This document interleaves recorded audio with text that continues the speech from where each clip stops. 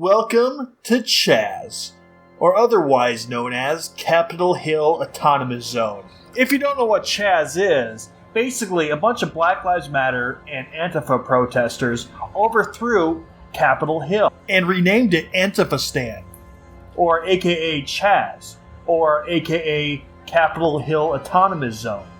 Now there's no cops here, and leftists would consider this a leftist anarchist society. This is the paradise that leftists want to turn your neighborhood into. Remember, when you think of Chaz, think of voting blue. This beautiful neighborhood could be yours if you keep voting blue.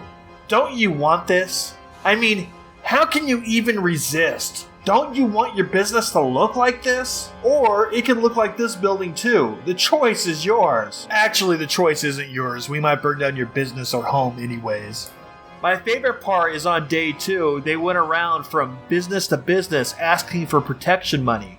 Like they're the goddamn mafia. I'm a business owner in the area. My business was entered this evening by a group of 6 free Cap Hill participants who requested I pay $500 to help finance what they said was a community, security, and protection. They said they will accept cash or Bitcoin. I told them I would prefer to pay in the latter and hoped it would buy me some time. They're supposedly coming back tomorrow to give me digital wallet details. Even $500 is going to be a hit for us as we only just reopened, but I'd rather pay than ask for trouble. I am also hoping they provide some more clarity as to whether this is a one-time or recurring payment, and how often payment is expected. Now here's a message from a citizen from Capitol Hill Autonomous Zone, aka Chaz. You clearly never gave an appreciation of the freedoms you were given. Freedoms purchased with the blood of patriots. You are so bereft of understanding you whimper like a child, afraid of asking for trouble. Now pay up. You'll be designated a racist if you don't. And clearly, it is more desirable to avoid such a label than to breathe free air. They're literally extorting people at the threat of calling them racist. And what do they mean by protection money? Protection money from what? Them? Basically saying, if you don't pay us protection money, Antifa or Black Lives Matter, aka us, might just burn down your business and home. They're not guaranteeing protection from outsiders, they're guaranteeing protection from them. That's so mafia of them. You gotta pay us money or it'd be a shame if something happened to your beautiful business. Which we've already spray painted and destroyed the outside of. Now, you know how leftists are against borders and walls? Well, the first thing they did was build borders and walls.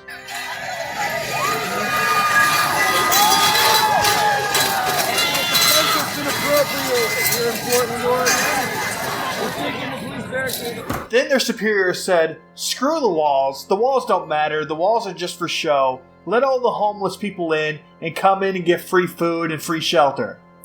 On day 2, they ran out of food completely, 100% ran out of food.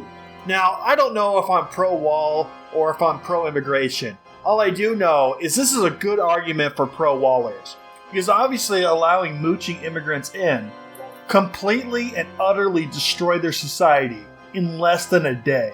This is proof that the left-wing ideology is inherently flawed.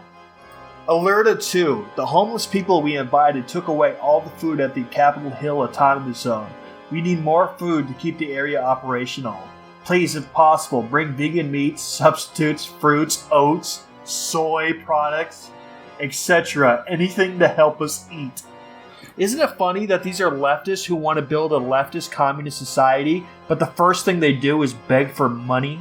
Capitol Hill Autonomous Zone be like, we are once again asking for your soy and vegan meats. I can't tell you how typical it is, and how hilarious it is, that on day 2 of Chaz, they run out of food. I mean, again, it's so typical of communists to run out of food in general when they build a commune. But to run out of food on day 2 is just gold. Chaz is a gift that just keeps on giving, and we haven't even discussed the farm yet. Their attempts to build a farm have been absolutely hilarious. What they did was, they can't obviously plant in the grass at the park, right?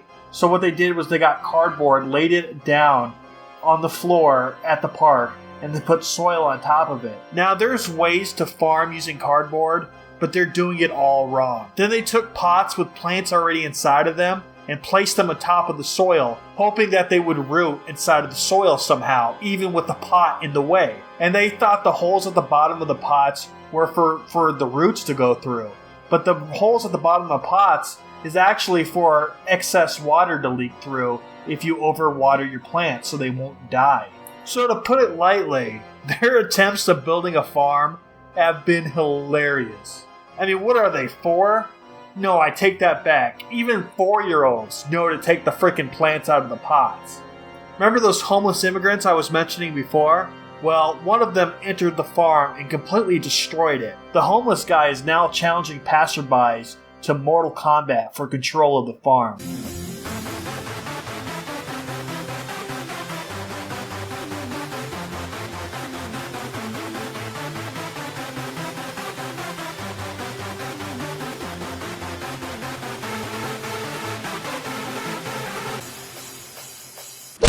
I mean, if it just took one homeless person to destroy their food supply, imagine what a group of bikers or patriots could do. Just imagine it. Now, if the cops wanted to take it back, they totally could. Antifa is no threat to them. Neither is Black Lives Matter. And you know who else could take it over? Easily, with one squad of soldiers? The US military. Antifastan is weak, is what I'm getting at. But for some reason, they have demands. Like, they think they're a threat. What the hell? Is this thing on? Okay, let's do this. Again, this is what Antifa and Black Lives Matter demand. These next demands I'm about to speak of relate to the justice system. Abolition of the police department. They want to abolish the police department. Armed force to be banned. So, no guns, no batons, no riot shields, no chemical weapons, especially against those exercising their First Amendment rights as Americans to protest. They mean riot. Reopen all closed cases of police brutality. Wow, they want to reinvestigate all the cases of police brutality. They demand reparations for the victims of police brutality in a form to be determined. They demand a retrial of all people of color serving a prison sentence for violent crimes by a jury of their peers in their community. So they want to save people that have done violent crime. Not victimless crimes, violent crime. They want to rescue people that are violent in their community. That's freaking crazy. Okay, they demand rioting to be legal, which they call protesting in their demand, but they mean rioting. They demand the money that normally went to police go to A, a socialized health and medicine for the city of Seattle, B, free public housing because housing is a right, not a privilege, in their opinion, C, public education to decrease the average class size in city schools and increase teacher salary, D, naturalization services for immigration to the United States living here undocumented. We demand they be called undocumented because no person is illegal. And E, general community development, parks, etc. They also have economic demands they believe must be addressed. They demand the de-gentrification of Seattle, starting with rent control. They demand free college. They demand no more homeless sweeps and demand eviction to be banned. How is that going to work? Related to economic demands, they also have demands pertaining to what we would formerly call health and human services. They demand the hospitals and care facilities of Seattle employ black doctors and nurses, specifically to help care for black patients. So, that's a little screwed. I mean, let's just say there's a black guy and then there's a white guy that's more qualified. The black guy's going to get hired every time. So that's racism. I mean, the white guy should get hired if he's more qualified, right? No, that doesn't happen. The black guy's going to get hired just because he's black. Finally, let us talk about their demands regarding the education system in the city of Seattle and state of Washington. They demand that the history of black and Native Americans be given a significantly greater focus in the Washington state education curriculum. They demand the city of Seattle and the state of Washington remove any and all monuments dedicated to historical figures of the Confederacy. So they're trying to erase history. whose treasonous attempts to build an America with slavery as a permanent fixture were an affront to the human race. Yeah, they did bad things, but you don't erase history.